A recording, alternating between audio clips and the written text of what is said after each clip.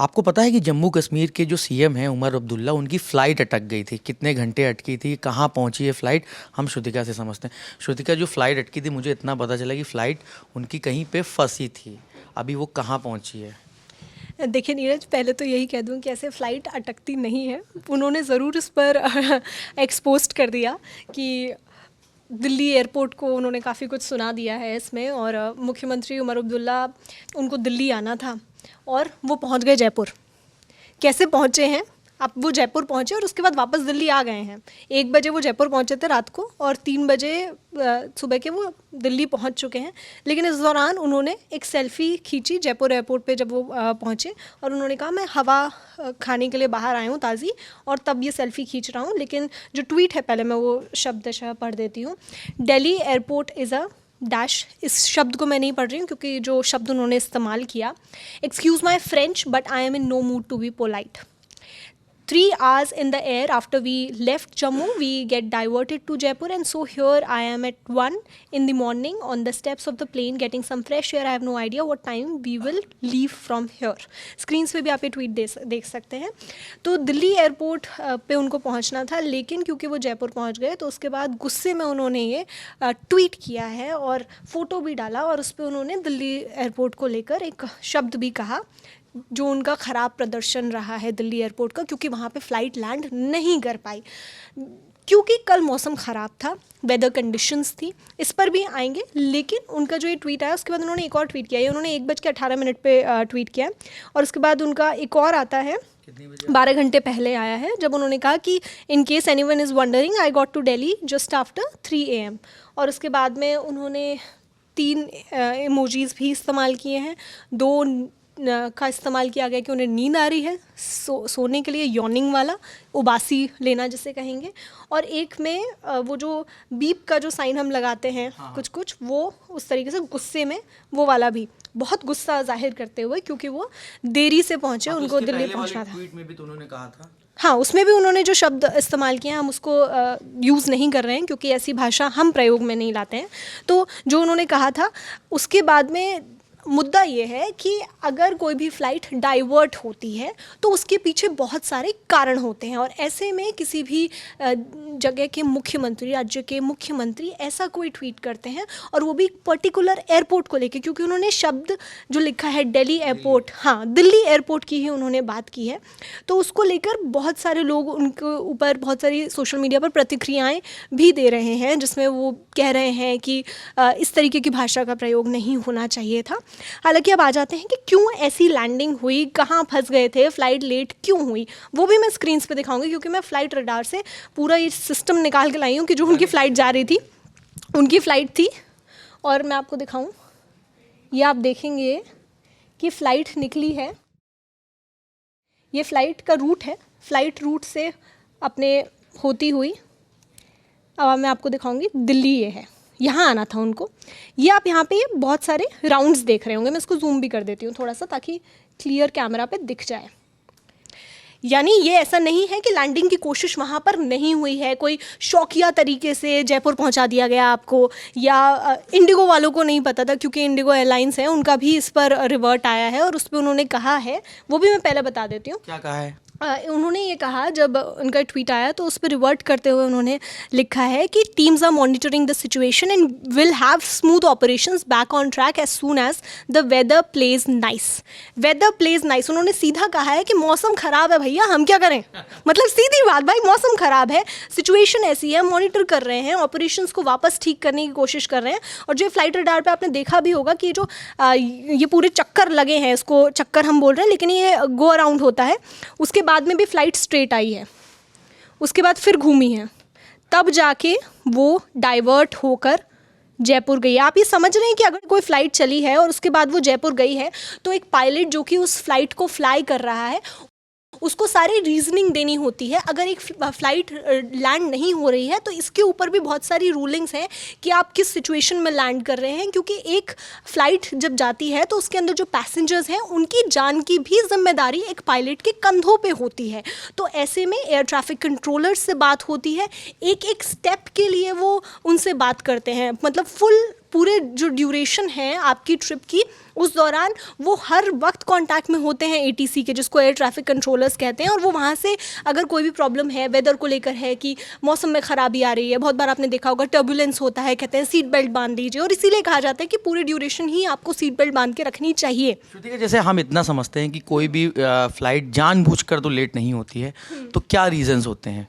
इसमें बहुत सारे रीजंस हैं। पहले तो वेदर, जो कि इंडिगो ने भी कहा, क्योंकि श्रीनगर का भी हमने आज सुबह ही खबर देखी कि किस तरीके से वहाँ बाढ़ आई है, वहाँ मौसम ख़राब है, और साथ ही अभी भी मौसम विभाग की भी मैं रिपोर्ट देख रही थी, तो उसमें उन्होंने कहा है कि हालांकि शुरुआती दिनों में ज़रूर अप्रैल की बहुत गर्मी थी, लेकिन अब उत्तर प्रदेश हो, बिहार हो, उत्तराखंड हो, हिमाचल प्रदेश हो, जम्मू कश्मीर हो समेत 20 राज्यों में आंधी बारिश की संभावना को लेकर बात कही है। ये IMD का मैं आपको अपडेट दे रही हूँ।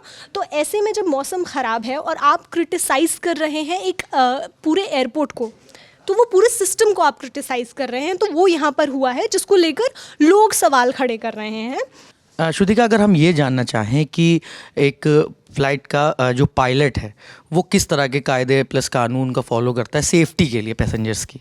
देखिए, DGCA की प्रॉपर रूलिंग्स हैं कि अगर एक कोई भी फ़्लाइट टेक ऑफ करती है टिल लैंडिंग, टिल वो पार्क होती है, हर चीज़ का एक SOP है, वो फॉलो होता है। और इसीलिए इसमें भी रूलिंग्स हैं कि इसमें DGCA की एक रूलिंग अभी कुछ टाइम पहले उन्होंने सर्कुलर दे के फिर याद दिलाई थी। उसमें कहा था कि अगर मौसम ख़राब है तो एयरलाइंस को ऑल्टरनेटिव डेस्टिनेशंस पे लैंड करने के लिए जाना चाहिए। मतलब ये फैक्टर उनको दिया था कि आप ऑल्टरनेटिव डेस्टिनेशंस पे जाके लैंड कर सकते हो, ये प्लानिंग का हिस्सा होता है, क्योंकि दिल्ली में वो लैंड नहीं कर पाए। आप कह रहे हो 6 चक्कर लगे हैं, उसमें फ्यूल गया होगा। एक फ़्लाइट एक लिमिटेड फ्यूल लेकर चलती है जो वो डिस्टेंस का होता है और थोड़ा एक्स्ट्रा होता है, ताकि if in case of emergency कहीं पर भी लैंड कराना पड़े, थोड़ा या डिस्टेंस और करना पड़े, उतना ही फ्यूल होता है। तो उसको मेडे फ्यूल भी कहते हैं कि अगर वो सिचुएशन अगर आती है तो पायलट उसमें ऑल्टरनेटिव डेस्टिनेशन की तरफ उनको डाइवर्ट कर दिया जाता है, क्योंकि उस टाइम पे सेफ्टी कंसर्न हो जाता है, क्योंकि फ्यूल ख़त्म हो रहा है। अगर फ्यूल ख़त्म वहीं पर आप राउंड लगाते हुए करते रहे, मौसम ठीक नहीं है, आप टच डाउन नहीं कर सकते हो, तो ऐसे में ये कह देते हैं ATC की तरफ से कि आप दूसरी जगह कर लीजिए, या पायलट खुद बोल देता है कि आप मुझे ऑप्शंस दे दीजिए कि कौन सी ऑल्टरनेटिव डेस्टिनेशंस हैं जिनके पास हम जाकर लैंड कर सकते हैं सुरक्षित। सुरक्षा एक ऐसा शब्द है एविएशन में जिसको बहुत ज़्यादा इंपॉर्टेंस दी जाती है, क्योंकि एक साथ इतने लोग ट्रैवल कर रहे होते हैं एक फ़्लाइट में, और ज़रा सी चूक सभी की जान पर बन सकती है। तो इसीलिए ये जो पूरा प्रोसेस है ये फॉलो किया जाता है। हालांकि लोग बहुत गुस्सा हो जाते हैं, बहुत सारे एयरपोर्ट के वीडियोस सामने आते हैं जिसमें बहुत लोगों के अंदर आक्रोश होता है कि हम फ़्लाइट पर नहीं जा पाए, टाइम पर नहीं जा पाए। इसीलिए ये पहले से कहा जाता है कि दुर्घटना से देर भली। अभी कुछ दिनों पहले भी क्या एयरपोर्ट पर, दिल्ली एयरपोर्ट पे ऐसा कोई सिचुएशन आई थी? हाँ, 11 अप्रैल का ये मामला है। उस दिन भी मौसम ख़राब था, मौसम इतना ज़्यादा ख़राब था कि ये पूरी सिचुएशन ऐसी ही अफरा तफरी वाली मच गई थी, क्योंकि बहुत सारी फ़्लाइट्स डिले हो गई थी, और उस दिन के हिसाब से 450 से ज़्यादा फ़्लाइट्स डिले हुई थी। फ़्लाइट रडार के अकॉर्डिंग 450 से ज़्यादा फ़्लाइट डिले हुई, जिसकी वजह से बहुत ज़्यादा रश हो गया एयरपोर्ट पर। लोग परेशान होने लगे, बार बार चेक इन के लिए पूछने जा रहे हैं, या उनको फ़्लाइट नहीं मिल रही है, क्योंकि सभी को अपनी डेस्टिनेशंस पे पहुंचना है, जहाँ जा रहे हैं वहाँ टाइम पे पहुंचना है। तो ऐसे में ये हुआ था, 11 अप्रैल को ऐसा हुआ था। लेकिन उसमें भी मौसम क्योंकि कल्प्रिट था, इसमें वेदर ठीक नहीं था, और यही उनकी तरफ से कहा गया था। ट्रैवल एडवाइजरी भी दी गई थी कि मौसम ठीक नहीं है, और इंडिगो की तरफ से भी कल भी एक एडवाइजरी आई थी जो कि श्रीनगर के लिए ही थी। उन्होंने कहा था कि वेदर कंडीशन श्रीनगर में ठीक नहीं है, इसलिए वो वेदर इम्पैक्ट कर सकता है सारे फ़्लाइट ऑपरेशंस को, और इसीलिए उन्होंने कहा था कि सिचुएशन को हम मॉनिटर कर रहे हैं और कोशिश होगी कि सब कुछ नॉर्मल हो सके विद टाइम, जितना मौसम टाइम लेता है। श्रुतिका, हम अक्सर सुनते हैं कि दिल्ली एयरपोर्ट पर फ़्लाइट लेट हो गई, उसमें पैसेंजर्स ने हंगामा किया। अगर हम ये जानना चाहें कि फ़्लाइट लेट होती है या इस तरह की सिचुएशंस आती हैं, तो पैसेंजर्स को क्या करना चाहिए? बिल्कुल, पहले तो ये बता देती हूँ, क्योंकि दिल्ली एयरपोर्ट का नाम लिया जा रहा है, और दिल्ली एयरपोर्ट के ऊपर पूरा अगर एक मुख्यमंत्री ट्वीट ही कर दे तो दिल्ली एयरपोर्ट की तो जैसे सभी लोग उसके पीछे पड़ गए हैं। तो उसमें बता देते हैं कि रोज़ाना वहाँ पे लगभग 1300 से 1500 फ़्लाइट्स आने जाने की मिलाकर वहाँ पे ऑपरेट होती हैं दिल्ली एयरपोर्ट पे। नेशनल इंटरनेशनल सब? नेशनल इंटरनेशनल अलग अलग है। 900 से 1000 फ्लाइट्स डोमेस्टिक ऑपरेशंस हैं और इंटरनेशनल ऑपरेशंस में 300 से 500 इंटरनेशनल ऑपरेशंस हैं जो कि दिल्ली एयरपोर्ट से होते हैं। और इसमें 3 टर्मिनल्स हैं, T1, T2, T3। आपने अपनी फ़्लाइट के जो बोर्डिंग पासेस हैं उस पर भी देखा होगा। तो T1 जो है वो लो कॉस्ट जो एयरलाइंस हैं जैसे कि इंडिगो है, स्पाइस जेट है, मोस्टली उस पर जाती हैं। टर्मिनल 2 में भी कुछ जो घरेलू उड़ानें हैं उनके लिए ही रखा गया है, बट जो टर्मिनल 3 है वो इंटरनेशनल और कुछ प्रीमियम फ़्लाइट्स के लिए, जो डोमेस्टिक फ़्लाइट्स में भी प्रीमियम है उनके लिए रखा गया है। और ये सेग्रीगेशन इसीलिए किया गया है ताकि प्रॉब्लम ना हो। दूसरा सवाल आपका था कि फ़्लाइट लेट होने पर क्या करना चाहिए। तो ऐसे में सबसे पहले तो आप वेबसाइट पे जाइए, जो एयरलाइन है, इंडिगो है, उनसे संपर्क कीजिए। या फिर आप जब एयरपोर्ट पे होते हैं तो वहाँ पे काउंटर भी होता है। अगर आप एयरपोर्ट पे बैठे हैं और आपको लग रहा है कि लेट ज़्यादा हो रहा है तो आप वहाँ पे जाके पता कर सकते हैं और वो आपको बताएंगे कि क्या कारण है जिस वजह से फ़्लाइट डिले हो रही है। और आपके पास में ईमेल भी आता है, एसएमएस भी आता है। अगर कोई भी डिले होता है तो ईमेल और एसएमएस भी आता है। और अगर नहीं आ रहा है तो आप उनसे जाके बोल सकते हैं या उनको कॉल भी कर सकते हैं, उनके जो हेल्पलाइन नंबर्स हैं। और एयरलाइन की हेल्प डेस्क तो वहाँ पे होती है। वहाँ पे अगर आपकी फ़्लाइट ज़्यादा डिले हुई है तो आप उनसे नया टिकट भी बुक करवा सकते हैं। इस पर भी डीजीसीए की रूलिंग है कि क्या क्या आपके एज अ कंज्यूमर राइट्स हैं। सेफ्टी की तो बात है ही, लेकिन अगर बहुत ज़्यादा डिले हो रहा है तो ऐसे में डीजीसीए ने उसमें रूलिंग्स बना रखी हैं कि क्या क्या आप जाके उनसे इस पर रिफ़ंड भी ले सकते हैं। अगर बहुत ज़्यादा देर होती है, 3 घंटे से ज़्यादा है, तो आपको फ्री खाना भी दिया जाएगा। और इंटरनेशनल फ़्लाइट्स में ज़्यादा ये क्लियर कट होता है कि अगर आपकी फ़्लाइट ज़्यादा डिले होती है तो आपको रूम भी प्रोवाइड कराया जाता है ताकि आप वहाँ पर रुक सकें। जो होटल्स आसपास में होंगे उसमें स्टे भी बुक कराती है एयरलाइन। तो मोस्टली ये इंटरनेशनल में ज़्यादा होता है क्योंकि डोमेस्टिक में पास ही होते हैं तो इतना ज़्यादा देखने को ये सिचुएशन नहीं मिलती है। श्रुतिका, ये तो फ्लाइट लेट होने वाली वो कंडीशंस हैं जब पैसेंजर घर पे है या फ्लाइट की तैयारी कर रहा है। अगर उमर अब्दुल्ला वाली कोई सिचुएशन होती है कि फ़्लाइट लैंड, लोगों को लग रहा है कि अब यहाँ पे फ़्लाइट लैंड करेगी दिल्ली में, लेकिन वो चक्कर लगा रही है किसी भी कारण से और वो किसी दूसरी जगह लैंड हो रही है, तब क्या करना चाहिए? इसको तो नीरज आपात स्थिति कहते हैं, इमरजेंसी सिचुएशन कहते हैं। तो ऐसे में तो संयम आपको बरतना पड़ेगा क्योंकि आपके इसमें जान की बात भी है। जो आपके साथ में और पैसेंजर्स ट्रैवल कर रहे हैं उनकी सेफ्टी की बात भी है, तो उस सबको कंसर्न में लेना पड़ता है। तो ऐसे में पेशेंस आपको रखना पड़ेगा। जब भी हम ट्रैवल करते हैं, एक ये कहावत भी है कि सफ़र को सफ़र इसलिए कहा जाता है क्योंकि आप उसमें लिटरली सफ़र कर रहे होते हैं। तो इस चीज़ को दिमाग में रख के निकलना चाहिए। और ऐसी सिचुएशन में अगर आप संयमित नहीं रहेंगे, आप फ्लाइट के अंदर केओस करेंगे, क्योंकि बहुत बार हम वीडियोस देखते हैं जिसमें गुस्सा करते हुए नज़र आते हैं पैसेंजर्स।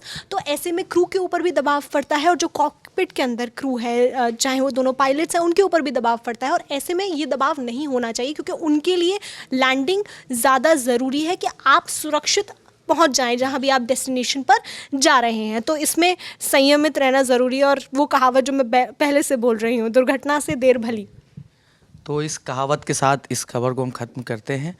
इस मामले से जुड़ी तमाम जानकारी श्रुतिका ने जुटाई हैं। कैमरा संभाल रहे हैं दानिश, मैं हूं नीरज और आप देखते रहिए दी लल्लन टॉप।